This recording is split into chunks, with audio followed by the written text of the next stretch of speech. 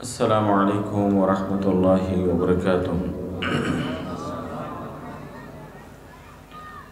إن الحمد لله نحمده ونستعينه ونستهديه ونعوذ بالله من شرور أنفسنا ومن سيئات أعمالنا. من يهده الله فلا مضل له ومن يضلله فلا هادي له. أشهد أن لا إله إلا الله وحده لا شريك له وأشهد أن محمدا عبده ورسوله صلى الله عليه وسلم تسليما كثيرا. أما بعد فأعوذ بالله من الشيطان الرجيم. بسم الله الرحمن الرحيم. وكذلك أوحينا إليك روحا من أمرنا ما كنت تدري ما الكتاب ولا الإيمان ولكن جعلناه نورا نهدي به من نشاء من عبادنا وإنك لتهدي إلى صراط مستقيم. وقال رسول الله صلى الله عليه وسلم: من تشبه بقوم فهو منهم. وقال رسول الله صلى الله عليه وسلم: لتتبعن سنن من كان قبلكم شبرا بشبر أو كما قال صلى الله عليه وسلم.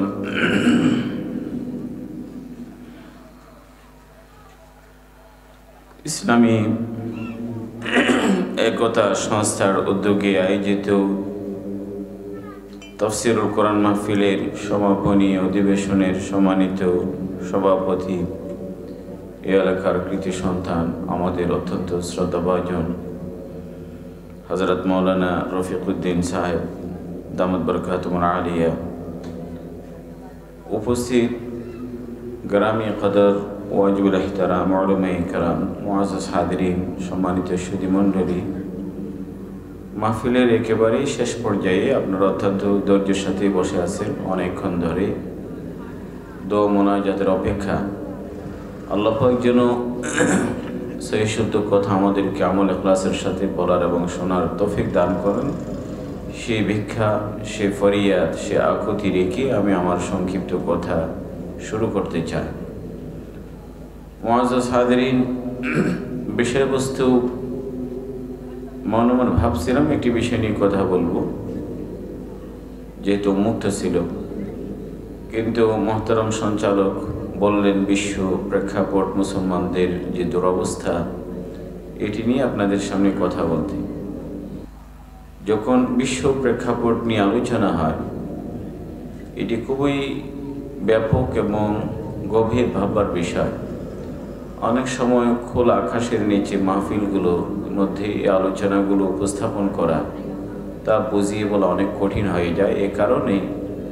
কারণ আমরা প্রত্যেকেই যে সারা বিশ্বের নানা খোঁজখবর রাখলেও মুসলমানদের সার্বিক পরিস্থিতি নিয়ে যে আমরা সবসময় খোঁজখবর রাখি, এটি সঠিক নয়। আর আরেকটি বিষয় হলো, সারা বিশ্বের মুসলমানদের সংখ্যা 200 কোটি।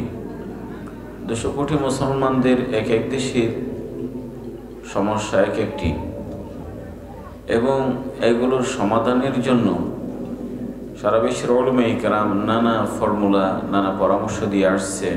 বহু সভা, সেমিনার প্রতিদিনই আয়োজিত হয়। মুসলমান এই বিপদ থেকে কেমনে বেরিয়ে আসবে, উত্তরণের উপায় কী, পরামর্শ কম হয়নি। এবং উলামায়ে কেরামের সে বুদ্ধিদীপ্ত কথাগুলো কম না।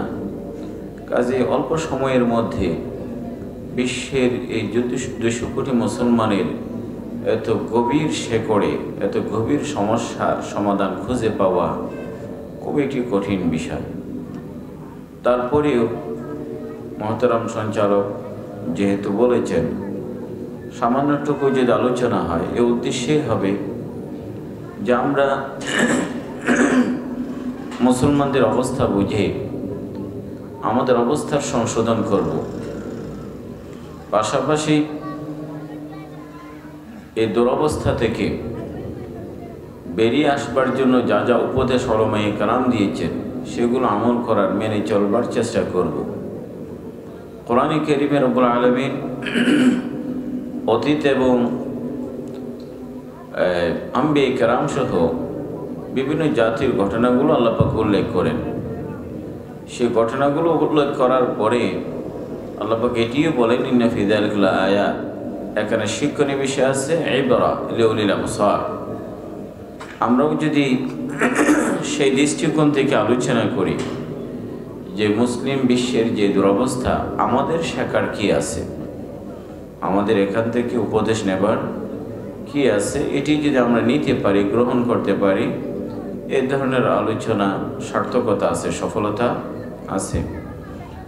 মুআজ্জাজ হাজরিন, একদিকে থাকালে পরে আল্লামা তাকি উসমানী সাহেব দামাত বরকাতুহুম তিনি বলেন, একদিকে তাকালে মুসলমানদের আমরা অনেক সময় বুকে আশা বাঁধি, আগামী দিন নিয়ে, ভবিষ্যৎ নিয়ে আমরা আশাবাদী হই, মুখে হাসি ফুটে।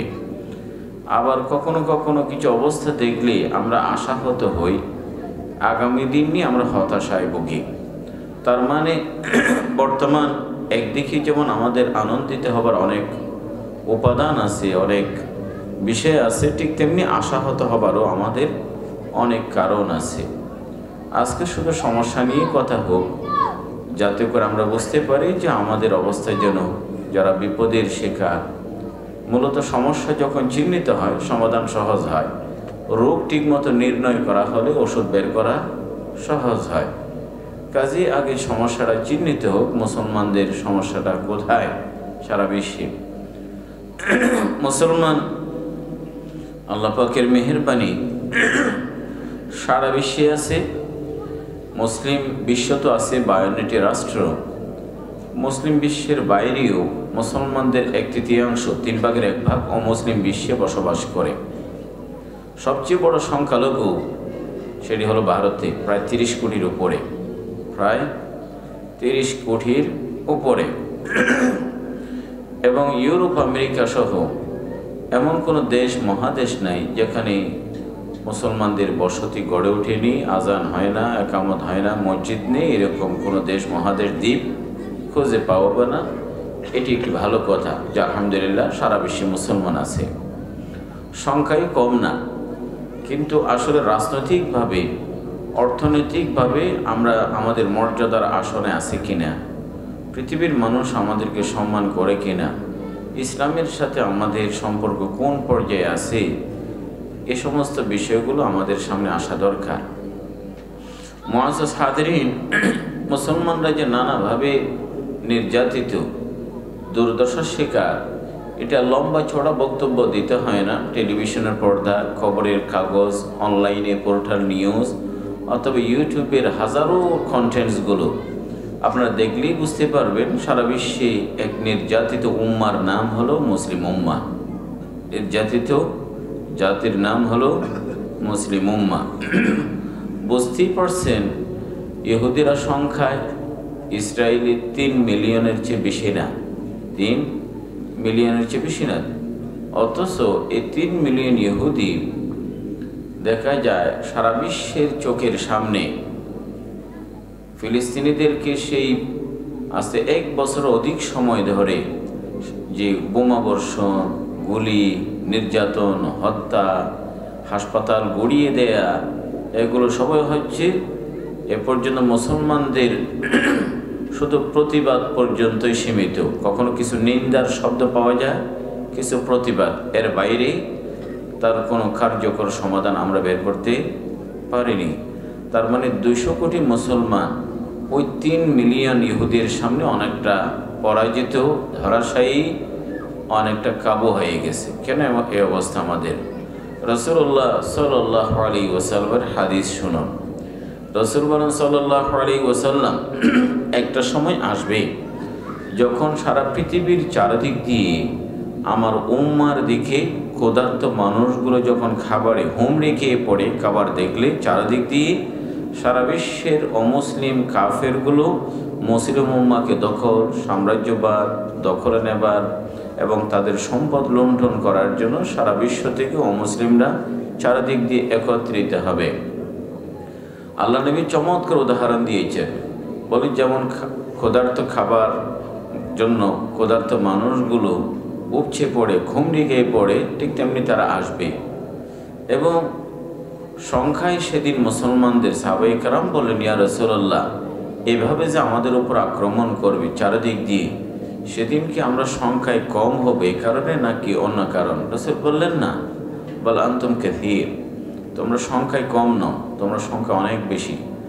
তাহলে এমনটি কেন হবে? রাসূল কিন্তু উদাহরণ দিয়েছেন, ওয়ালাকিন্নাকুম কাগাসাইস সাইল, তোমরা হবে বন্যার পানিতে কিছু ভাসমান খড়কুটো থাকে, ময়লা। বন্যার পানিতে ভেসে আসা খড়কুটো যেমন স্রোতেই ভেসে যায়, স্রোতে তার শেকড় নেই, পানি এদিকে ওদিকে নিয়ে যায়, ঠিক তেমনি তোমাদের অবস্থা হবে। এমনটি কেন হবে জিজ্ঞেস করা হলে নবী বলেন সাল্লাল্লাহু আলাইহি ওয়াসাল্লাম, কারণ তোমাদেরকে ওয়াহান পেয়ে বসবে। সাহাবায়ে কেরাম বলেন, ইয়া রাসূল, ওয়াহান কি, একটু বুঝিয়ে বলুন। রাসূল বলেন, ওয়াহান হলো তোমাদের অন্তরে, প্রত্যেক মুসলমানের অন্তরে দুনিয়ার লোভ লালসা এবং মৃত্যুর প্রতি ঘৃণা, হুব্বুদ দুনিয়া ওয়া কারাহিয়াতুল মউত। এই হাদিসের আলোকে আমরা আমাদের অবস্থা বিশ্লেষণ করতে পারি। সারা বিশ্বে মুসলমানদের যে আজকে নাজুক এবং এই যে অরাজক পরিস্থিতির জন্য মূলত এই দুটি দায়ী। এই যে দুনিয়ার লোভ বলা হলো, দুনিয়ার লোভ প্রত্যেকের কাছে একই বিষয় না। কারো দুনিয়া নারী, কারো দুনিয়া চেয়ার, কারো দুনিয়া খ্যাতি, কারো দুনিয়া সম্পদ, কারো দুনিয়া টাকা অর্থ। এক একজনের কাছে এক একটি দুনিয়া, এক একজনের কাছে এক একটি দুনিয়া। সারা বিশ্বের মুসলমানরা যদি দুনিয়ার পিছনেই দৌড়ে ছুটে বেড়ায়, কেউ ক্ষমতা সরে যেতে হবে যদি সত্যি কথা বলে, এই জন্য সে মুখে তালা মেরে রেখেছে, হক কথা বলে না। কেউ যদি মনে করে নারীর লোভে পড়ে, সত্যি কথা বলে না। কেউ বা দুনিয়ার খ্যাতি সম্মান পরিচিতি নষ্ট হবে, সত্যি কথা বলে না। এক একজন যদি এক এক কারণে লোভে যদি এভাবে করে দুনিয়ার পিছনে দৌড়ায় এবং মৃত্যুর প্রতি ঘৃণা, মরতে কেউ চাইবে না, বাতিলের প্রতিরোধ করবে না, যুদ্ধ জেহাদে যাবে না, শত্রুদের মোকাবেলাও করবে না, যদি তাই হয় মুসলমানদের অবস্থা দুর্বল হবে। এটি একটি কারণ। 2 নম্বর কারণ হলো, রাসূলুল্লাহ সাল্লাল্লাহু আলাইহি ওয়াসাল্লাম বলেন, তোমরা অন্যদের অনুসরণ করবে অন্ধভাবে, তারা যেভাবে চলে সেভাবেই চলে। ওরা যদি সাপের গুহার মতো বিপজ্জনক ভয়াবহ গুহায় বা গর্তে ঢুকে পড়ে, তোমরা ঢুকে পড়বা। সাহাবায়ে কেরাম জিজ্ঞেস করেন, ইয়া রাসূলুল্লাহ, কোন জাতির কথা বলছেন? ইহুদি খ্রিস্টান? রাসূল বললেন, আর কারা? মুসলিম উম্মার বর্তমান দেখেন, যারা দ্বীনের কোনো পেয়েছে, সোহবত আল্লাহওয়ালাদের দ্বীনের জ্ঞান পেয়েছে, মাওলানা উলামায়ে কেরামের কাছেই ছিল, ছোট বা বড় হয়ে দ্বীন শিখেছে, দ্বীন প্র্যাকটিস বা অনুসরণ করে, তাদের কথা বাদ দিলে পরে মুসলিম উম্মার একটি বড় সংখ্যা, সেটা লাখ নয় বরং কোটি কোটি হবে, যাদের পোশাকের ধরন, চলাফেরা, কথাবার্তা, লাইফস্টাইল বা জীবনধারা কোনোভাবেই মুসলমানের সাথে মেলে না। তার পোশাকের ধরন দেখে অমুসলিমের মতো, চুলের কাটিংটা অমুসলিমের মতো, খাদ্য অভ্যাস অমুসলিমের মতো, লেনদেন সুদে জড়িয়ে আছে, অফিসে ঘুষ খায়। তাহলে দেখা যায় মুসলমানদের যেগুলো সঙ্গে যায় না, সে অমুসলিমের পুরোটাই অনুসরণ করে। রাসূলুল্লাহ সাল্লাল্লাহু আলাইহি ওয়াসাল্লাম বলেন, তাহলে তো এদের দিয়ে পৃথিবীতে নিজের পায়ে দাঁড়ানো, তাদের মেরুদণ্ডই ভেঙে গেছে। নিজের মেরুদণ্ড যেহেতু ভেঙে গেছে, নেই আর সোজা হয়ে দাঁড়াতে পারে না। মুসলিম উম্মাহ রাজনৈতিকভাবে, অর্থনৈতিকভাবে, সামাজিকভাবে, রাষ্ট্রীয়ভাবে বড় দুর্বল অবস্থা। জাতিসংঘ নাম শুনেছেন, 5টি স্থায়ী সদস্য আছে। এই 5টি স্থায়ী সদস্যের মধ্যে কোনোটি মুসলমান দেশ নাই।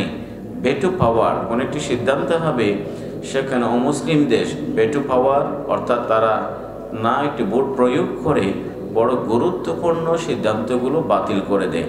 ইসরায়েলের বিরুদ্ধে জাতিসংঘে কোনোভাবেই কোনো একটি প্রস্তাব পাস এই জন্যই করা যায় না যেহেতু আমেরিকা ভেটো পাওয়ার কি করে ব্যবহার করে। তারা রাজনৈতিকভাবে আমরা দেউলিয়া, অর্থনৈতিকভাবে বড় দুর্বল। কেমনে দুর্বল?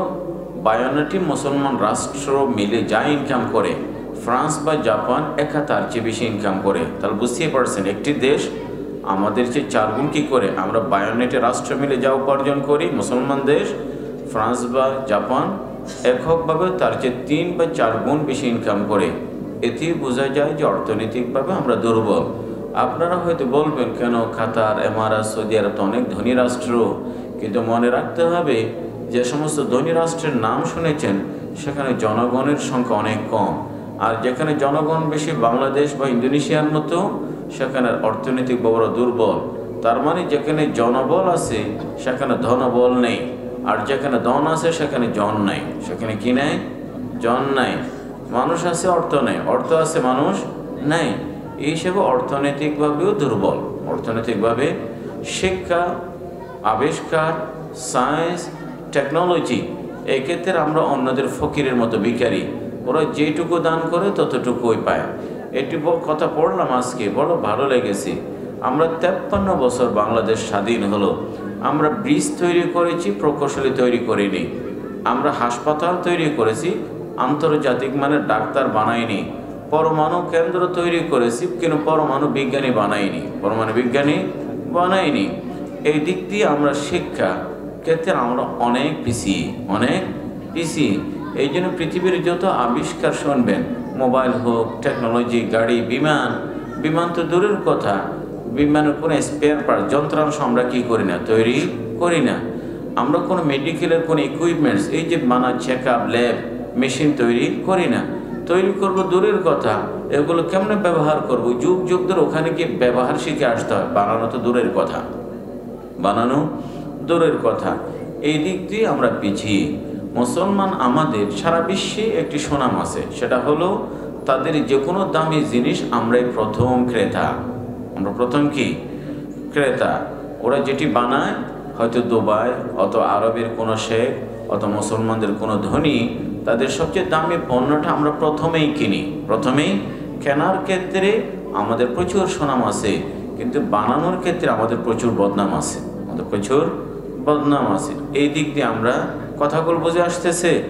এগুলো তো খুবই বলবো আন্তর্জাতিক যেহেতু প্রেক্ষাপটের কথা বললেন, এগুলো আমাদের অবস্থা, এগুলো আমাদের। তারা বুঝতেই পারছেন যখন সমস্যার কথা বলা হয় সমাধান তো সেই জায়গায় আছে। আমি যখন বললাম শিক্ষার ক্ষেত্রে পিছিয়ে আছি, তাহলে এগিয়ে নিতে কী করতে হবে? জবাব সহজ। জবাবটা কি? যেখানে সমস্যা, সমাধানটা সেভাবেই হবে। কোথাও যদি অন্ধকার হয়, চারিদিকে বিদ্যুৎ অন্ধকার ছড়িয়ে পড়ছে, অন্ধকারের বিরুদ্ধে কোটি মানুষ যদি স্লোগান তোলে, অন্ধকার দূর হবে নাকি বাতির ব্যবস্থা করতে হবে? বাতির ব্যবস্থা, একটু বাতি, যতটুকু বাতি ততটুকু অন্ধকার দূর হবে। যখন শিক্ষার ক্ষেত্রে আমরা পিছিয়ে আছি বললাম, তাহলে শিক্ষা এই ক্ষেত্রে শুধু স্লোগান, কিছু সভা সেমিনার পর্যাপ্ত নয়। শিক্ষা খাতে আমাদের মনোযোগ দিতে হবে। বাংলাদেশের সবচেয়ে বড় দুর্ভাগ্য হলো এই দেশে শিক্ষা এবং স্বাস্থ্যের ক্ষেত্রে বাজেট তুলনামূলক সবচেয়ে কম। আমি বিস্তারিত বলতে চাই না, কারণ আমার কাছে পরিসংখ্যান আছে। পৃথিবীর মধ্যে যারাই যত বেশি শিক্ষিত তত বেশি তারা উন্নত, তত বেশি তারা উন্নত। শিক্ষার ক্ষেত্রে যত বেশি পিছিয়ে থাকবে তারা তত বেশি অনুন্নত, তত বেশি অনুন্নত। Taiwan, Singapore, Hong Kong, Finland, Germany, British বা ইউরোপ, অন্য দেশে তাদের শিক্ষার বাজেট দেখেন, শিক্ষকের বেতনে দেখেন। আমাদের দেশে ডাক্তাররা এক ধরনের ইনকাম করে, শিক্ষকরা অন্য ধরনের ইনকাম করে। যে দেশে শিক্ষকের বেতন, শিক্ষকের সুযোগ সুবিধা অন্যান্য পেশার চেয়ে কম হবে, ওই জাতি কেমনি শিক্ষিত হবে? ওই জাতি শিক্ষিত হওয়ার সম্ভাবনা খুবই কম। পরিসংখ্যান আছে, যে সমস্ত দেশ, কোরিয়ার নাম শুনেছেন, এ সমস্ত দেশের শিক্ষার ক্ষেত্রে প্রচুর বাজেট দেওয়া হয়। এমনকি আমেরিকা এবং হংকং, আমি দুটি উদাহরণ আনলাম কারণ দুটি দেশেই আমার সফর হয়েছে বহুবার, এবং সেই দেশে জিজ্ঞেস করলাম যে একটা ছেলে জন্ম থেকে অন্ততপক্ষে যখনই পড়াশোনা করবে এসএসসি পর্যন্ত 1 পয়সা খরচ করতে হয় না, রাষ্ট্রীয় খরচে তাদেরকে পড়াশোনা করা হয় এবং তাদেরকে শিক্ষা দেওয়া হয়। এমনকি ঘরে যদি বসে থাকে, স্কুলে যদি না পাঠায়, সরকার তাকে চাপ প্রয়োগ করবে, ফোন করবে, তাকে স্কুলে যেতে বাধ্য করবে। কোনো বাচ্চাকে বাসায় রাখা যাবে না। গত সপ্তাহে হংকং ছিলাম, প্রোগ্রাম ছিল Hong Kong university of science and technology. এক লোক বললেন যে বাচ্চা 4 বছর, এখন থেকে ফোন আসে যে তোমার বাচ্চা কেন স্কুল আসে না, কেন 1 পয়সাও দিতে হবে না। আমেরিকাতে পলিসি হলো no child is left behind, কোনো শিশুকে পিছিয়ে রাখা যাবে না। শিক্ষা এসএসসির পরে ইউনিভার্সিটি কলেজ পয়সা দিয়ে পড়বে যার সামর্থ্য আছে। কিন্তু আমাদের দেশে তো শিক্ষার ক্ষেত্রে মনোযোগ নেই, এ বাজেট নেই। তো শিক্ষার ক্ষেত্রে যত বেশি বাজেট হবে জাতি তত বেশি উন্নত। তাইওয়ান কি আছে, ছোট্ট একটি রাষ্ট্র, কিন্তু পৃথিবীর মধ্যে উন্নত রাষ্ট্র। কেন? যখন জ্ঞান থাকে, পড়াশোনা থাকে, বালি থেকে সোনা বানাতে পারে। আর জ্ঞান না থাকলে সোনাগুলো মাটির দরে বিক্রি করতে হয়। মধ্যপ্রাচ্যের সোনা আছে কিন্তু জ্ঞান নেই, পশ্চিমাদের কাছে পানির দরে বিক্রি করে। আর সিলিকন ভ্যালি, আমেরিকা সিলিকন মানে বালি, ওই সিলিকন ভ্যালিতে কম্পিউটারের দামি দামি চিপস তৈরি করে এগুলো স্বর্ণের চেয়ে বহু দামে বিক্রি করতে পারে, বেশ দামে বিক্রি করতে। জ্ঞান থাকলে মাটি সোনা বানাতে পারে, আর জ্ঞান না থাকলে সোনাটাও মাটি হয়ে যায়, কারো কারো হাতে হয়ে যায়। সিঙ্গাপুর, হংকং খনিজ সম্পদ নেই। খনিজ সম্পদ, খনিজ বুঝেন তো, যা কিছুই প্রোডাক্টস বানাবেন আপনার তো র মেটেরিয়ালস থাকতে হবে, কাঁচা মাল থাকতে হবে, ধাতু থাকতে হবে। ওদের কিছুই নেই। সারা পৃথিবী থেকে ধাতু বা কাঁচা মাল নিয়ে এমন এমন প্রোডাক্টস তৈরি করে। কোরিয়ার কথা বলেন, স্যামসাং তো সবাই ব্যবহার করে। এই কোরিয়ার আরও বহু প্রোডাক্টস আছে না স্যামসাংয়ের বাইরে। একটি মোবাইল ব্যবহার করে সারা পৃথিবী থেকে যতটা ইনকাম করে, সৌদি আরব তেল বিক্রি করে তার শিখি ভাগও পায় না, তার শিখি ভাগও পায় না। অথচ একটি মোবাইল বানাতে বড় জোর $10, কিন্তু বিক্রি করবো তো $1000, বিক্রি করবে $1000। তাহলে জ্ঞান অনেক কিছু, বিজ্ঞান অনেক কিছু, শিক্ষা অনেক কিছু। আমাদের ছেলেপেলেরা তো পড়াশোনা করে না, রাজনীতি জড়িয়ে পড়ে, পড়াশোনার প্রতি অমনোযোগী, রিসার্চ বা গবেষণা নেই। পৃথিবীতে অনেক আগের পরিসংখ্যান, 20 লক্ষ গবেষণাপত্র প্রতি বছর প্রকাশিত হয়, এটি আগের পরিসংখ্যান। তন্মধ্যে মুসলমানদের কন্ট্রিবিউশন অনলি 10,000, 10,000। তাহলে 19,90,000 অন্যদের, 19,90,000 অন্যদের।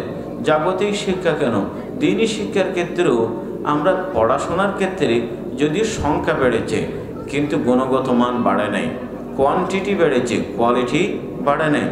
আগের চেয়ে ছাত্র বেশি, আগের চেয়ে মৌলানা হুজুরও বেশি, আগের চেয়ে ডাক্তারও বেশি। কিন্তু আগে যে যোগ্যতার ডাক্তার ছিল, যে যোগ্যতার বিজ্ঞানী ছিল, ওই যোগ্যতার ডাক্তার এখন খোঁজে পাওয়া যায় না। আগে যে যোগ্যতার আলেম ছিল, ওই যোগ্যতার আলেম এখন খোঁজে পাওয়া যায় না। আল্লাহ পাকের কাছে সংখ্যার দাম নেই, আল্লাহ পাকের কাছে কোয়ালিটির গুণের দাম আছে, গুণের দাম আছে। আল্লাহ পাক কোরআনে কারীমে বলেন, লিয়াবলুয়াকুম আইয়ুকুম আহসানু আমালা, আকসারু আমালা নয়, কে বেশি কাজ করতে পেরেছে এটি নিয়ে পরীক্ষা হবে না, কে সবচেয়ে ভালো কাজ করেছে, চমৎকার কাজ করেছে, এটি নিয়ে পরীক্ষা। আল্লাহ পাক সবসময় কোয়ালিটিকে প্রাধান্য দেন, সংখ্যা কেন, গুণকে কি দেন, প্রাধান্য দেন।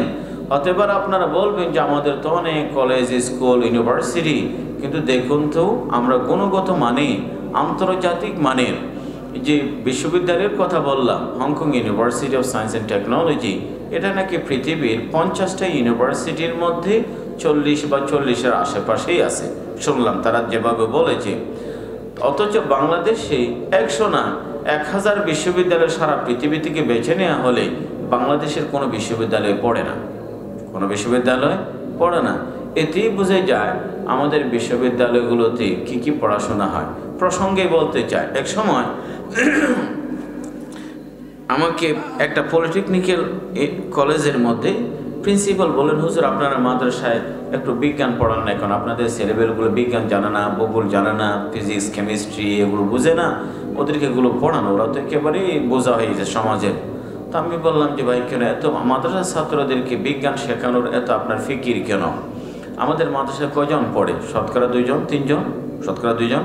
97 কোথায় যায়? স্কুল কলেজে না, স্কুল কলেজ ইউনিভার্সিটিতে যায়।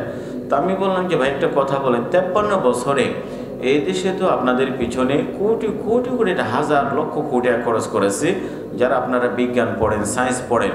53 বছর রাষ্ট্রের লক্ষ কোটি টাকা খরচ করে এখনও তো জাতিকে ফকির বানিয়ে ফেলেছেন।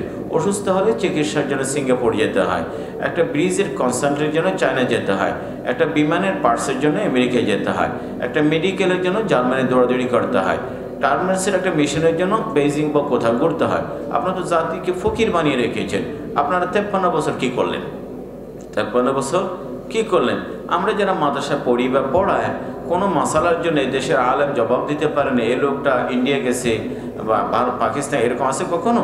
আমরা তো আমাদের জায়গায় কাউকে আটকাইনি, আপনারা তো পুরো জাতিকে আটকে রেখেছেন। এরপর বললাম যে ভাই, আমাদেরকে বিজ্ঞান না শিখিয়ে আপনার 97% কোরআন শেখেন। কে শেখেন? কোরআন শেখেন, দিন শেখেন, আপনার ভালো মানুষ হন। কি মানুষ হন? কারণ ভালো মানুষ হলে আপনি ডাক্তারি করতে গিয়ে আপনি আর চুরি করবেন, ডাকাতি করবেন না। কারণ যে ডাক্তার জানে যে নর্মাল ডেলিভারি হবে, তারপর টাকার লোভে পেটে চুরি চালিয়ে দেয়, এ কি ডাক্তার নাকি ডাকাত? এ তো ডাকাত। তার কাজে আপনাদের মতো যে এই ডাক্তার ইঞ্জিনিয়ার দিন না শিখে কোরআন না শিখে তৈরি হচ্ছেন, ডাকাত তৈরি হচ্ছেন। ওদেরকে কোরআন শেখা কি, এটা প্রসঙ্গেই বললাম। খায়ের কথা বলছিলাম শিক্ষা পড়াশোনার ক্ষেত্রে আমরা কি আছি? পিছিয়ে আছি। এ দুরবস্থা। এটা তো মুসলমানদের অবস্থা ছিল না। মুসলমান কি সবসময় ইতিহাস, আমাদের ইতিহাস 1400 বছরের ইতিহাস, কয়শো বছর বা তার চেয়ে বেশি, 1400 1450 বছরের ইতিহাস। আমরা কি এভাবে সবসময় পৃথিবীর মধ্যে পরাজিত, প্রজা শাসিত আমরা কি এভাবে ছিলাম? কখনো না। আমাদের ইতিহাস তো গর্বের ইতিহাস, আমাদের ইতিহাস গৌরবের ইতিহাস, আমাদের ইতিহাস তো নেতৃত্বের ইতিহাস, আমাদের ইতিহাস হলো জ্ঞান চর্চার ইতিহাস, আমাদের ইতিহাস হলো পৃথিবীর মানুষের জন্য শান্তির পয়গাম নিয়ে আসার ইতিহাস। আমরা শুরু করেছি মক্কা থেকে, বিস্তৃত হয়েছে মদিনায়, সেই জায়গায় ডালপালা জেগেছে হিজাজ, বসরা, কাদসিয়া, কুফা, নিসাপুর সহ। এমনকি একটা সময় আমরা ইউরোপে পাড়ি দিলাম, স্পেন আমাদের ছিল, পরাস ফ্রান্সের কাছাকাছি গিয়েছিলাম, আফ্রিকা আবাদ করলাম, উত্তর এবং দক্ষিণ আফ্রিকা, এশিয়া একেবারে চীন পর্যন্ত গেলাম, বাংলাদেশ, ভারত, পাকিস্তান, মালয়েশিয়া, ইন্দোনেশিয়া তো আছেই। এ অঞ্চলে আমরা 800 বছর শাসন করেছি। গোটা পৃথিবী খেলাফত ওসমানিয়া পর্যন্ত 1200 বছর আমরা শাসন করেছি। পৃথিবীর মানুষ, আজকের যুবকরা যেমন ইংল্যান্ড, ইউরোপ গিয়ে হার্ভার্ড বা কেমব্রিজের নাম শুনলে গর্বিত হয়, একসময় ইউরোপের খ্রিস্টান বাচ্চারা বাগদাদ, কায়রোর নাম শুনলে তারা গর্বিত হতো। কি হতো? আজকের ছেলেপেলেগুলো ইংরেজি বললে যেমন এক ধরনের অহংকার করে, আগের যুগে খ্রিস্টানরা আরবি বলতে পারলে গর্ববোধ করত। আরবি বলতে পারলে, কারণ ভাষার ক্ষেত্রের কথা হলো, কোনো জাতি যখন নেতৃত্ব দেয় তাদের ভাষাও নেতৃত্ব দেয়। তাদের ভাষাও যখন মুসলিম উম্মাহ নেতৃত্ব দিয়েছে, আরবি ভাষার নেতৃত্ব দিয়েছে। যখন ইংরেজ শ্বেতবল্লকরা পৃথিবীতে নেতৃত্ব দিচ্ছে, তাদের ভাষা ইংরেজিটাও কি দিচ্ছে? নেতৃত্ব দিচ্ছে। কাজে আমরা বলবো যে এটি তো আমাদের ইতিহাস নয়, আমাদের ইতিহাস ছিল গোটা বিশ্বের নেতৃত্বের ইতিহাস। সেটি দীর্ঘ কথা, ওলামা ইকরাম তো বুঝবেন, স্কুল কলেজের ছাত্ররাও বুঝবেন, ইতিহাস সেভাবে পড়বেন। ওই যে ইউনিভার্সিটি ইসলামিক স্টাডিজের নামে মুসলমানদের শুধু মারামারি চ্যাপ্টার পড়ানো হয়, এগুলো আপনাদেরকে ভুল বার্তা দেওয়ার জন্যই পড়ানো হয়। ভুল কিসের জন্য? বার্তা দেওয়ার জন্য। আসলে ইসলামের ইতিহাস শুধু মারামারি, খুনাখুনি এগুলো না। কারণ ওরা তো বলেই ফেলে, তোমাদের প্রথম 4 খলিফা, প্রথম কি 4 খলিফা, তার মধ্যে তো 3 খলিফাই তো বন্দুকে গুলি আঘাতেই মারা গেছে। আঘাতে কি মারা গেছে? তাহলে তো এই ধরনের বলে ইসলামকে বিকৃত করা। কিন্তু সাহাবায়ে কেরাম খলিফা যারা শাহাদত বরণ করেছেন, এরা কেউ মুসলমানদের হাতে নয়, বরং পরিচয় মুসলমান ছিল ছদ্মবেশী, কিন্তু আসলে মুনাফিক বা কাফের। মুনাফিক বা কাফের। তো খায়ের বলছিলাম এ কথা, এটি হলো আমাদের দুরবস্থার কথা। মুসলিম যুবক, আপনি ইসলামের সুন্দর চান, আগামী দিন নিয়ে স্বপ্ন দেখেন, ইসলামের ঘুরে দাঁড়ানোর কথা বলেন, ঐতিহ্য ফিরিয়ে আনার কথা বলেন, কিন্তু আপনি নিজেকে কতটুকু গুছিয়ে রেখেছেন? আপনি নিজে কতটুকু পরিবর্তন হয়েছেন? এখনও বর্ষবরণ করি, লক্ষ লক্ষ যুবক স্টেডিয়ামে ভিড় করে এবং বর্ষবরণের নাম সাগর পাড়ে গিয়ে জমায়। সাগর পাড়ে এখনও চুলের ধরনটা কোনো খেলোয়াড়ের মতো, পোশাক আশাকটা কোনো নায়ক বা অভিনেতার মতো, খাওয়া দাওয়াটা অনেকটা কাফেরের মতো, লেনদেনটা অনেকটা মিথ্যায় ভরা, অফিসে গেলে ঘুষ খায়, অফিসে গেলে ঘুষ খায়। আমাকে দিয়ে ইসলামের তো পতাকা সমুন্নত হবে না। আমাকে দিয়ে এই দেশের 64 লাখ যুবক মদ এবং মাদক সেবন করে, মদ এবং মাদকে ডুবে আছে। তো এই ধরনের যুবক কিন্তু ইসলামের কি হবে না, কোনো কিছু হবে না। ইন্নাল্লাহ লা ইউগনি আনফুসিহিম, আল্লাহ পাক কোনো জাতির ভাগ্য পরিবর্তন করেন না জাতি নিজের ভাগ্য পরিবর্তন করার জন্য চেষ্টা না করলে। চেষ্টা নিজেদের ঘুরে দাঁড়াতে হবে। সমস্যা হলো আমরা যখন পরিবর্তনের কথা ভাবি নিজেকে সবার পিছনে রেখে আর একজনকে দিয়ে শুরু করতে চাই। সমাজ সুন্দর হোক পরে ছেলেটা, আমার ছেলে নয়। সমাজ সুন্দর, সবাই ভালো হোক আমি না, সবাই ভালো হোক আমি না। ইসলাম নিজে থেকেই শুরু করতে বলে। কোত্থেকে? নিজে থেকেই শুরু করতে বলে। আমি নিজের জায়গা থেকে কতটুকু পরিবর্তিত হয়েছি। মুআজ্জাজ হাযিরিন, আমাদের শক্তির জায়গা হলো কোরআনে কারীম। শক্তির জায়গা কি? কোরআনে কারীম। এই জায়গায় আসি যে আসলে আমরা এই দুরবস্থার কেন শিকার হলাম। অবস্থা তো তুলে ধরলাম, কিন্তু আমাদের মূল সমস্যা হলো আমরা যে কোরআনের মাধ্যমে পৃথিবীতে একটি নতুন জাতি, একটি নতুন সভ্যতা, একটি নতুন সংস্কৃতি, একটি নতুন উম্মা, নেতৃত্বের উম্মা কোরআনের মাধ্যমে যা পেয়েছি, সে কোরআনের সাথে আমাদের কারো সম্পর্ক নেই, খুবই কম। এই জন্য আজকের দুরবস্থা। ইন্নাল্লাহা ইয়ারফাউ বিহাযাল কিতাবি আকওয়ামান ওয়া ইয়াদউ বিআখরিন। মুসলিম উম্মাহ যদি নেতৃত্ব দিতে চায়, ভালো করেই বুঝবেন, মুসলিম উম্মাহ যদি পৃথিবীর নেতৃত্ব দিতে চায়, কোরআনকে নেতৃত্বের আসনে বসাতে হবে, কোরআনের নেতৃত্ব মেনে নিতে হবে। কার নেতৃত্ব? আমরা কি এই দেশে 16 কোটি মুসলমান? 16 কোটি মুসলমান, ওই 16 কোটি মুসলমান যে দলেই করেন, কেউ বাপের নেতৃত্ব প্রতিষ্ঠা করতে চায়, কেউ বা স্বামীর নেতৃত্ব প্রতিষ্ঠা করতে চায়, ঠিক কিনা? স্বামী বা কার? বাপের। এখন তো কেউ কোরআনের নেতৃত্ব কি করতে চায় না, প্রতিষ্ঠা করতে চায় না। যে দেশে বাপের নাম দিয়ে 4 কোটি মুসলমানকে বাপের নেতৃত্ব প্রতিষ্ঠার জন্য ব্যস্ত রাখে, আর 5 কোটিকে যদি স্বামীর নেতৃত্ব প্রতিষ্ঠা, তো ওই উম্মাহ কেমনে ঘুরে দাঁড়াবে? এ উম্মাহ ইন্নাল্লাহা ইয়ারফাউ বিহাযাল কিতাব আকওয়ামান ওয়া ইয়াদউ বিআখরিন।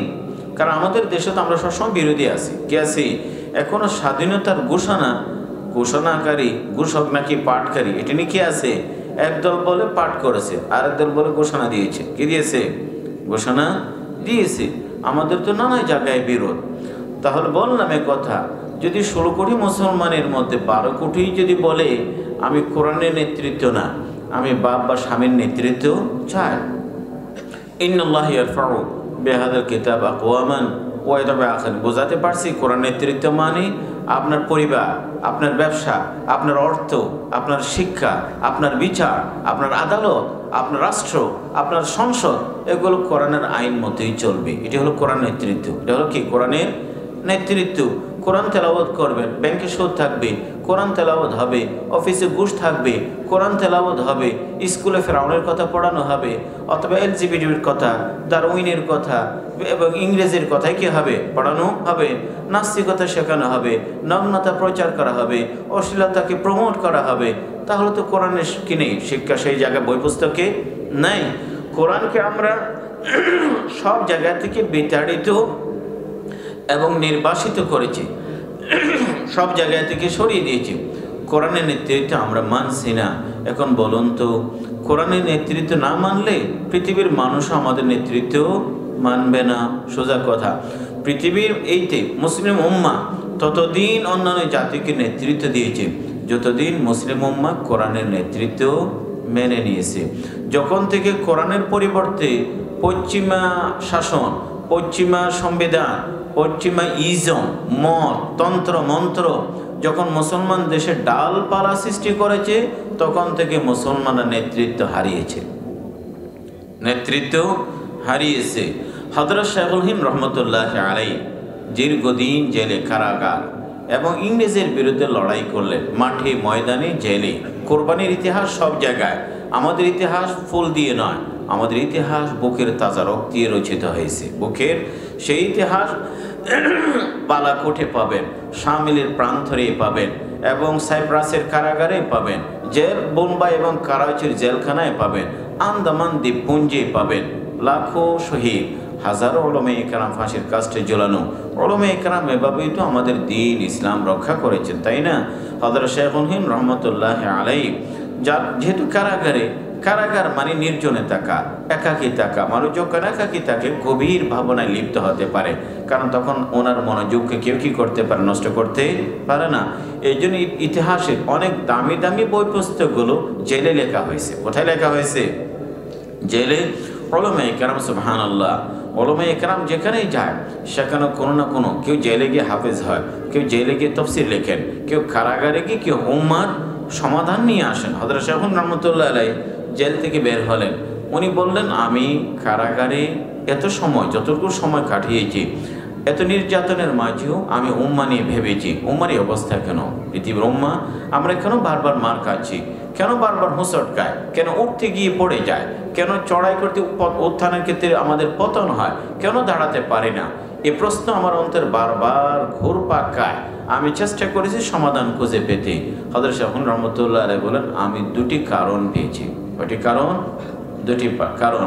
এখন দেখুন তো মুসলিম উম্মার এই অবস্থার জন্য এই দুটি কারণ দায়ী কিনা।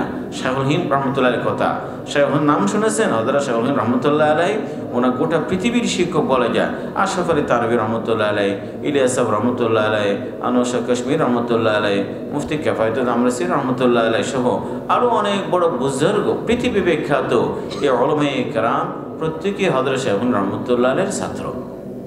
শাইখুন রহমতুল্লাহ আলাইহির ছাত্র। হযরত শাইখুন রহমতুল্লাহ আলাইহি ময়দানের জন্য হোসেন আহমদ তৈরি করেন, দাওয়াতের জন্য ইলিয়াস রহমতুল্লাহ তৈরি করেন, খানাকার জন্য আশরাফ আলী থানভীকে তৈরি করেন, হাদিসের জন্য আনোয়ার শাহ কাশ্মীরিকে তৈরি করেন, মুনাজারার জন্য আমরা মুফতি কিফায়াতুল আমরাসিকে তৈরি করেন, সানাউল্লাহ পানিপতিকে তৈরি, আরও অনেককে তৈরি করেন। হযরত শাইখুন রহমতুল্লাহ আলাইহি বলেন আমি দুটি কারণ খুঁজে পেয়েছি। এটি কারণ হলো এই উম্মাহ বহু বিভক্ত। ওসমানী খেলাফত ছিল, ইংরেজরা এসে তুর্কিদেরকে বলল তোমরা তুর্ক, তোমাদের আলাদা, তোমরা তো আরব না, তোমরা তো আরব না। আরবদেরকে বলল ওরা তো তুর্ক, তোমরা কেন তাদের নেতৃত্ব মানবা? সে মক্কা মদিনা হেজাজ সহ তুর্কি খেলাফত থেকে উচ্ছেদ করা হলো, আলাদা করা হলো। যাই হোক, সেটা অনেক কথা। জাতীয়তাবাদের স্লোগান তোলা হলো, উম্মার মধ্যে বিভক্তি। যখন ভাষা হিসেবে আমি আরবি ও অনারব ও তুর্কি ও বাঙালি ও পাকিস্তানি ওইভাবে যখন ভাগ করতে শিখেছে, অথচ সাহাবায়ে কেরামের জমানায় ওভাবে করে সালমান ফারসি, বেলাল হাবশি, সোহাইবে রুমি, আবু বকর কুরশিকে আলাদাভাবে দেখা হতো না। সাহাবা বলা হতো, মুসলিম উম্মাহ বলা হতো। সাহাবা বলা হতো, মুসলিম উম্মাহ বলা হতো।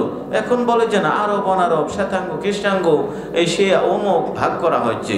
যখন ভাগ করা হয়, বিভক্তি আসে, তোমরা দুর্বল হয়ে গেছো। সাহাবায়ে কেরাম যখন গজওয়ে মুরাইসি থেকে আসছিলেন, তখন আনসারি মুহাজিরদের ছোটখাটো একটু কথা হলো, এখন একটা ঝগড়ায় পরিণত হবে। মুহাজির বলি আর মুহাজির আসো, আনসার আনসার আসো। রাসূল কি বলেন? দাউহা ইন্নাহা মুনতিনা, দাউল জাহিলিয়া দাউহা ফাইন্নাহা মুনতিনা। কি বলছো? জাহিলিয়াতের কথায় আনসারি মুহাজির আলাদা আলাদা, এগুলো তো বিভক্তি, এগুলো দুর্গন্ধ ছড়ায়। কি ছড়ায়? দুর্গন্ধ ছড়ায়, জাহিলিয়াতের কথা। উম্মার মধ্যে বিভক্তি আসতে দেননি, কুন্দল সৃষ্টি হতে দেননি। যত কুন্দল তত দুর্বলতা, যত বিভক্তি তত দুর্বলতা। হযরত শাইখুন রাহমাতুল্লাহ আলাইহি বলেন এই উম্মার দুর্দশার জন্য এই কুন্দল, এই বিভক্তি, এই দ্বন্দ্ব, এই সংঘাত, এই অনৈক্য, এটি দায়ী। অনৈক্যটা কোন পর্যায়ের? বাংলাদেশে অনেক সময় অনেক দল হয়ে গেছে, ঐক্য জোট গঠন করে কিনা? ঐক্য জোট গঠন করে, কিছুদিন পরে দেখা যায় ঐক্য জোটও তিনটা। ঐক্য জোটও কয়টা? তিনটা। তাহলে কেমন ঐক্য হলো? যেখানে আমি অনেক কিনে ঐক্য করলাম, সেখানেও যদি ব্র্যাকেট ঐক্য জোটটা অমুকের ঐক্য আছে? ঐক্য তো নাই। তো হযরত শাইখুন রাহমাতুল্লাহ আলাইহি বলেন ওয়ালা তানাযাউ ফাতাফশালু ওয়া তাযহাবা রিহুকুম। কোরআনের কথা, বিভক্তিতেই ছড়াবে না। যত বিভক্ত হবে তোমরা, তত ব্যর্থ হবে। তত কি হবে? ব্যর্থ হবে। আমরা মুসলিম উম্মাহ ব্যর্থ, কারণ কোন দলে জড়িয়ে পড়ছি। ওয়া তাযহাবা রিহুকুম, তোমাদের ভাবমূর্তি নষ্ট হয়ে যাবে, কেউ তোমাদেরকে সমীহ করবে না। এক উম্মাহ, এক দেহ, এক প্রাণ, সবাই সম্মান করবে। আর উম্মাহ যখন বলবে এ সৌদি, এ বাঙালি, এ আরবি, এ অনারবি, এ তুর্কি, এ পাকিস্তানি, যখন ভাগ করা হবে, তখন আমাদেরকে কেউ সম্মান করবে না। হযরত শাইখুন রাহমাতুল্লাহ আলাইহি এটি বললেন। অথচ মুসলিম উম্মার পরিচয় ইন্নামাল মুমিনুনা ইখওয়া, মুসলমান ভাই। যদি এমনকি নিজের সহোদর, নিজের আপন বায়ু যদি মুসলমান না হয়, সাহাবা একরাম তার বিরুদ্ধে তরবারি উঁচিয়ে ধরেছেন। যুদ্ধের মধ্যে নিজের ভাই, বাপ সন্তানের বিরুদ্ধে, সন্তান বাপের বিরুদ্ধে লড়াই করছেন কিনা? কারণ আমাদের ভ্রাতৃত্ব, আমাদের বন্ধনটা ইমানের ভিত্তিতে। কিসের ভিত্তিতে? ইমানের ভিত্তিতে। সেই জায়গায় আমরা ব্যর্থতার পরিচয়। 2 নম্বর কারণ, হযরত শেখ রহমতুল্লাহ আলাইহি বলেন, এই মুসলিম উম্মার এই দুরবস্থার জন্য তোমরা কোরআন থেকে অনেক দূরে, মুসলিম উম্মা কোরআন থেকে দূরে, কোরআনের সাথে তোমাদের সম্পর্ক একেবারেই শিথিল, খুবই দুর্বল, খুবই নাজুক। কোরআনের সাথে সম্পর্ক নাই বললেই চলে, নাই বললেই চলে। কোরআনের সাথে এত দুর্বল সম্পর্কেরকে মুসলমান কখনো ঘুরে দাঁড়াতে পারবে না। এখন আপনাদের কাছে আমি প্রশ্ন করি, হয়তো আপনি বলবেন আমি তো রোজ কোরআন শরীফ পড়ি, রোজ কোরআন শরীফ পড়ি। বলুন তো কোরআনের সাথে আমাদের সম্পর্কটা কত জায়গায় হতে পারে? কোরআনের সাথে আমাদের প্রথম সম্পর্ক ইমানের সম্পর্ক। কি সম্পর্ক? ইমানের সম্পর্ক। এটা আল্লাহ পাকের কালাম, আসমান থেকে নাজিল হয়েছে রাসূলের উপরে, শুরু থেকে শেষ পর্যন্ত কবর টু কবর, সূরা ফাতিহা, সূরা নাস, এগুলো সব আল্লাহ পাকের কালাম। কোনো ভুল ভ্রান্তি নেই, সন্দেহ নেই, এখানে মানুষের কোনো একটি অক্ষর নেই, হেরফের নেই, পরিবর্তন নেই। এই বিশ্বাস তো এটি ইয়াকিন রাখতে হবে, এটি ইয়াকিন রাখতে হবে। কিন্তু শিয়ারা এখনো বলে, যাদেরকে অনেকে ভুলে মুসলমান বলে, শিয়ারা কি মুসলমান? কখনো না। জঘন্য ভ্রান্ত আকীদা আছে। শিয়ারা বলে না কোরআন পূর্ণাঙ্গ না, ওরা বলে কোরআন এটি আসলে আলীর উপরে নাজিল হবার কথা ছিল, বলে জিবরাইল মুহাম্মদকে দিয়েছেন, নাউজুবিল্লাহ। এবং কি আবার বলে কোরআনের কিছু অসম্পূর্ণ অংশ রয়ে গেছে, এগুলো আসমানে নাকি কোথায় আছে, ইমাম মাহদি গায়েব, উনি আসলে কোরআনের কপি। আজকে যে কোরআন নবী পায়নি, আবু বকর পায়নি, সাহাবাই কারাম পায়নি, 1400 বছর মুসলমান পায়নি, আখিরি জমানায় সে কোরআন কার জন্য আল্লাহ পাক নাজিল করলেন? ভ্রান্ত কথা, ভুল কথা। তো খায়ের কোরআনের ক্ষেত্রে ইমানের জায়গায় আমরা ব্যর্থ। 2 নম্বর হলো কোরআনের সাথে আমাদের সম্পর্ক, তেলাওয়াতের সম্পর্ক। পৃথিবীর মধ্যে 200 কোটি মুসলমান, 200 কোটির মধ্যে আপনি 100 কোটি পাবেন যারা হয়তো কোরআন তেলাওয়াত করতেই জানে না, আর যারা হয়তো তেলাওয়াত করতে জানে, বিশুদ্ধ জানে না। হয়তো বিশুদ্ধ তেলাওয়াত জানে, তেলাওয়াত করে না, তেলাওয়াত করে না। তারা তেলাওয়াতের ক্ষেত্রে আমাদের কি আছে? ব্যর্থতা আছে। 3 নম্বর ছিল কোরআনের সাথে আমাদের আমলের সম্পর্ক, আমলের সম্পর্ক। এই জায়গাতে আমরা ব্যর্থ। আমরা অনেকেই কোরআন তেলাওয়াত করি, কিন্তু কোরআন পর আমল, আকিমুস সালাহ পড়ি, নামাজে যায় না, কুতিবা আলাইকুমুস সিয়াম, রোজা রাখে না, ওয়াযারু মা বাকিয়া মিনার রিবা তেলাওয়াত করে, রোজ পড়ে সওয়াবের উদ্দেশ্যে, কিন্তু সুদ ছাড়ে না, কি ছাড়ে না। আলা লানাতু আলা যালিমিন কাযিবিন, বলে জালেম কাযিব মিথ্যাবাদীর উপর লানত, কিন্তু নিজেই মিথ্যা চর্চা করে, কাউকে জুলুম করে। কি করে? জুলুম করে। তাহলে আমলের সম্পর্ক আমাদের সাথে কোরআনে খুবই কম, তাহলে আমলও নেই। আমলও কি নেই? কোরআন এটি বাস্তবায়ন করার কথা। ওয়ামান লাম ইয়াহকুম বিমা আনজালাল্লাহ ফাউলাইকা হুমুল কাফিরুন। কোরআন নাজিল করছে শুধু তেলাওয়াতের জন্য, এটা আমলও করতে হয়, এটা বাস্তবায়ন করতে হয়। কোরআনের আইন চলবে সংসদ, রাষ্ট্র, শিক্ষা, দ্বন্দ্ববিধি, বিচার ব্যবস্থা, পরিবার, ব্যবসা, সব জায়গায়।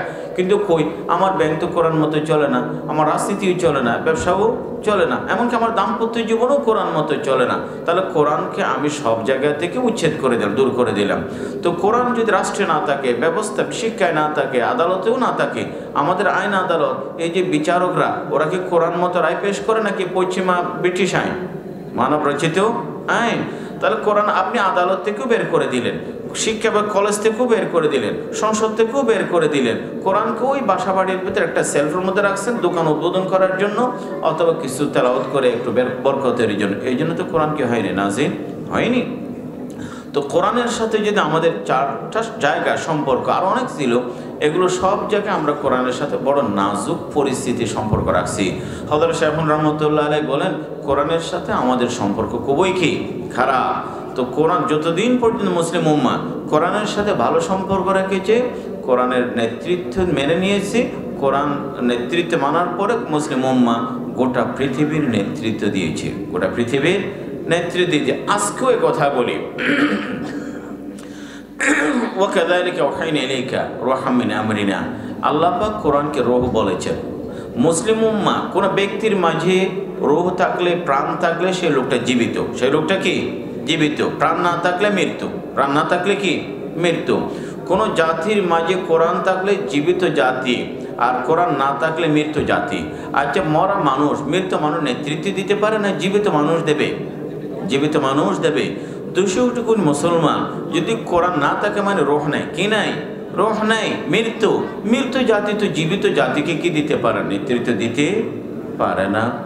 এই জন্য বলে হযরত শাইখুন রহমতুল্লাহ আলাইহি বলেন, মুসলিম উম্মার এই দুরবস্থার জন্য যে কারণটা দায়ী সেটা হলো কোরআন থেকে আমরা দূরে, কোরআন থেকে দূরে। সমাধান কি? সমাধান তো আপনার কাছে আছে, যে ছোটকে বড় ইস্যু বানাবো না, তিলকে তাল বানাবো না, অপ্রয়োজনীয় বিষয় নিয়ে টানা হেঁচড়া করবো না, টানা হেঁচড়া করবো না। এখন আমাদের কাছে প্রশ্ন আসে যে নানা ছোটোখাটো বিষয়গুলো নিয়ে এত বাড়াবাড়ি হয়। ইসলামের মধ্যে বাড়াবাড়িও নেই, ছাড়াছাড়িও নেই। কি নেই? বাড়াবাড়িও না, ছাড়াছাড়িও না। 2 নম্বর হলো কোরআনের সাথে আমরা সম্পর্কটা মজবুত করি। শুধু তেলাওয়াত পর্যন্ত না, কোরআন প্রত্যেকে তো তেলাওয়াত, বিশুদ্ধ তেলাওয়াত করতেই হবে এবং সেটি তেলাওয়াতের পাশাপাশি আমল করতে হবে। আমলের পাশাপাশি কোরআন মতো আমার ছোট থেকে বড় পরিসরে কোরআন মতই চলতে এবং চালাতে হবে।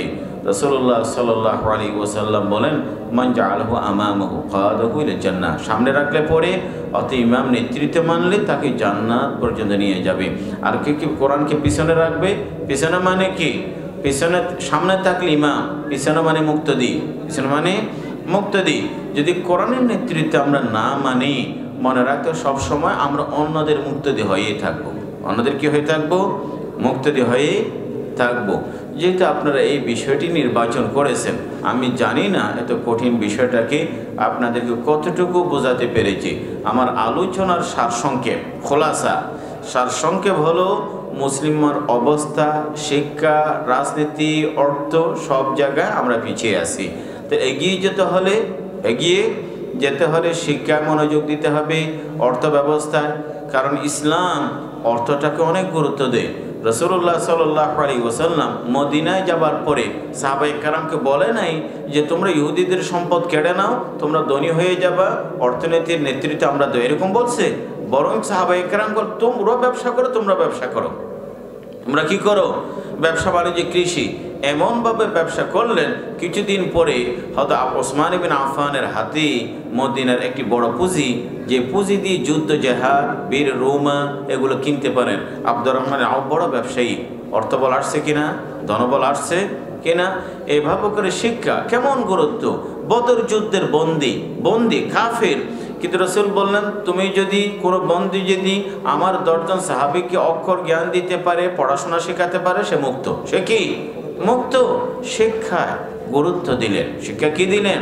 গুরুত্ব দিলেন, অক্ষের গুরুত্ব দিলেন।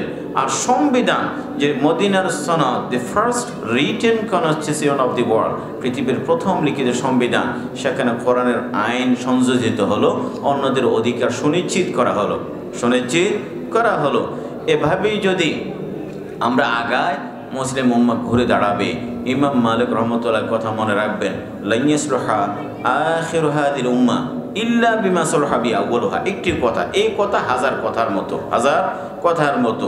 ইমাম মালিক রহমতুল্লাহ আলাইহি আজকে না, 500 বছর পরেও যদি বলেন, 1000 বছর পরেও যদি বলেন, যে কোনো, ইমাম মালিক বলেন এই উম্মার প্রথম জামানার সাহাবায়ে কেরাম, প্রথম জামানার তাদের অবস্থা, যে মাধ্যমে, যে পদ্ধতিতে ওরা সংশোধন করেছেন, ঠিক করেছেন, গোটা পৃথিবীর নেতৃত্ব দিয়েছেন, সেই পথেই অনুসরণ করতে, অন্য কোনো পথ মাধ্যমে নয়।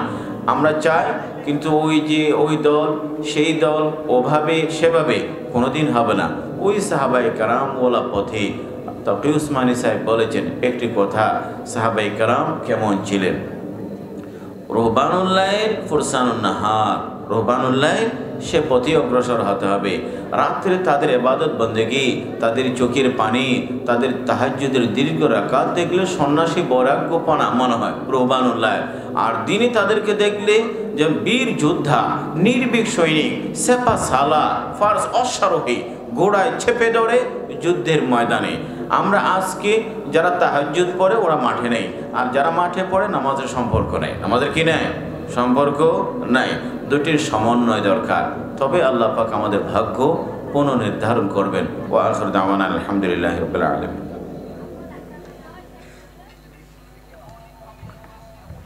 দরুদ শরীফ পড়ুন। আল্লাহুম্মা সাল্লি ওয়া সাল্লিম আলা সাইয়্যিদিনা ওয়া শাফি'িনা ওয়া হাবিবিনা মাওলানা মুহাম্মদ ওয়া আলিহি ওয়া সাহবিহি ওয়াসাল্লাম। আলহামদুলিল্লাহি রাব্বিল আলামিন ওয়া সলাতু ওয়া সালামু আলা সাইয়্যিদিল মুরসালিন মুহাম্মাদিন আবদুল্লাহি ওয়া আলা আলিহি ওয়া সাহবিহি আজমাইন। ربنا ظلمنا أنفسنا وإن لم تغفر لنا وترحمنا لنكونن من الخاسرين رب ارحمهما كما ربياني صغيرا يا الله يا أرحم الراحمين সবাই ফকির ভিখারি তোমার দরবারের ফকির রব্বুল আলামিন আমরা গুনাহ খাতা করেছি দিনের আলোতে রাতের অন্ধকারে জেনে বা না জেনে প্রকাশ্যে অপ্রকাশ্যে মালিক দয়া করে মেহেরবানি করে আমাদের প্রত্যেকের গুনাহ খাতা মাফ করে দিন ইয়া আল্লাহ ইয়া আরহামুর রাহিম সব ধরনের গুনাহ খাতা থেকে আমরা তওবা করছি আমাদের তওবা কবুল করে নিন ইয়া আল্লাহ ইয়া আরহামুর রাহিম ইয়া আল্লাহ ইয়া আরহামুর রাহিমিন ইয়া আকরামুল আকরামিন আমাদের মা বাবা আত্মীয়স্বজন যারা কবরে শুয়ে আছেন তাদের কবরকে জান্নাতের বাগান বানায় দাও রব্বুল আলামিন যারা বেঁচে আছেন তাদেরকে নেক হায়াত দান করো ইয়া আল্লাহ ইয়া আরহামুর রাহিমিন এই মাহফিলে 7 বছর ধরে লাগাতার হয়ে আসছে ইয়া আল্লাহ এই মাহফিলের সাথে যারাই সম্পৃক্ত দেশ এবং বিদেশি প্রবাসী যাদের মেধা সময় শ্রম দান দাক্ষিণ্য সহযোগিতায় মাহফিল হয় রব্বুল আলামিন তাদের প্রত্যেকের মেহনতকে কবুল করে নিন বিশেষ করে আমাদের প্রবাসী ভাইয়েরা দূর থেকে যে মাহফিলকে আপন করে নিয়েছে পাশে আছে ইয়া আল্লাহ আরহামুর প্রবাস জীবনকে কামিয়াব করো সেহত আফিয়তে রাখো তাদের পরিবারের প্রতি সদস্যকে সুস্থ এবং সবল রাখো ইয়া আল্লাহ আরহামুর মাহফিলের শুরু থেকে এই পর্যন্ত যে দিনের কথাবার্তা হয়েছে আমাদেরকে রব্বুল আলামিন যা ভুল ত্রুটি করে ফেলে ক্ষমা করে দিয়েছে এই কথার উপর আমল করার তৌফিক দান করো ইয়া আল্লাহ ইয়া আরহামুর রাহিমিন যারা অসুস্থতায় ভুগছেন তাদেরকে শেফায়ে কামিলা আজর নসিব করো রব্বুল আলামিন আমাদেরকে দয়া করে মেহেরবানি করে জটিল কঠিন রোগ থেকে হেফাজত করো ইয়া আল্লাহ ইয়া আরহামুর রাহিমিন মুসলিম উম্মাহকে রহম করো তোমার হাবিবের উম্মতের রহম করো যারা মারা যাচ্ছেন কাফিরদের হাতে তাদেরকে শাহাদাতের মর্যাদা নসিব করো রব্বুল আলামিন যারা আহত হচ্ছেন তাদেরকে শেফায়ে কামিলা আজর নসিব করো ইয়া আল্লাহ ইয়া আরহামুর রাহিমিন আসমানি জমিনে বালা মুসিবত থেকে হেফাজত করো বাংলাদেশ ও সারা বিশ্বের মুসলমানদের জন্য শান্তির ফয়সালা করো রব্বুল আলামিন এই মজমা উলামায়ে কেরাম হাত তুলেছেন রব্বুল আলামিন ইমাম খতিব যারা তোমার পবিত্র ঘরে বসে রোজ ভিক্ষা করে সে হাতগুলোর সাথেও আমরা হাত পেতেছি আমাদের দরখাস্ত কবুল করে নিন ইয়া আল্লাহ ইয়া আরহামুর রাহিমিন ইয়া আকরামুল আকরামিন জান্নাতের ফেরদৌসের ভিক্ষা চাই মাবুদ দয়া করে মেহেরবানি করে জান্নাতের আমল করার তৌফিক দান করো জাহান্নাম থেকে বাঁচা চায় জাহান্নামের কাজ থেকে ধরে রাখো রব্বুল আলামিন তোমার নেক বান্দারা হাত পেতেছে জানি না কার অন্তরে কার মনে কি আকুতি আছে ফরিয়াদ আছে মিনতি আছে মনের অসহায়তার কথা আছে তোমার কাছে বলতে চাই মাবুদ তুমি প্রত্যেকের দিলের কথা জানো দয়া করে মেহেরবানি করে তুমি প্রত্যেকের দরখাস্ত কবুল করে নাও রব্বুল আলামিন আমাদের ইলম আমল আমাদের জিন্দেগি আমাদের আয় রোজগার আমাদের ব্যবসা বাণিজ্য আমাদের আমরা নানা পেশায় যে ব্যস্ত আছি রব্বুল আলামিন সব জায়গায় হালাল রুজির তৌফিক দান করো কাজের মধ্যে ইখলাস এবং বরকত দান করো আমাদের দরখাস্ত কবুল করে নাও ইয়া আল্লাহ ইয়া আরহামুর রাহিমিন যা চেয়েছি তা দান করো যা চাইতে জানেনি চাওয়া দরকার ছিল তাও দান করো ইয়া আল্লাহ ইয়া আরহামুর রাহিম মাহফিলকে কবুল করো তা কিয়ামত কবুল মঞ্জুর করো জটিলটাকেই আল্লাহ আসান করে দাও কঠিনটাকে সহজ করে দাও গাইবে খাজানাতে আসানের শহীর বলান সব দিনের আসাঙ্গে পুরা করে দাও রব্বুল আলামিন মাহফিলের সাথে দেশ এবং বিদেশি যারা সম্পৃক্ত ইয়া আল্লাহ ইয়া আরহামুর রাহিমিন কেউ হাত পেতে হাত তুলছেন কেউ দূরে থেকে হাত পাচ্ছেন না কিন্তু রব্বুল আলামিন তাদের মনের আকুতি আছে তাদের প্রত্যেকের দিলের জায়েজ নেক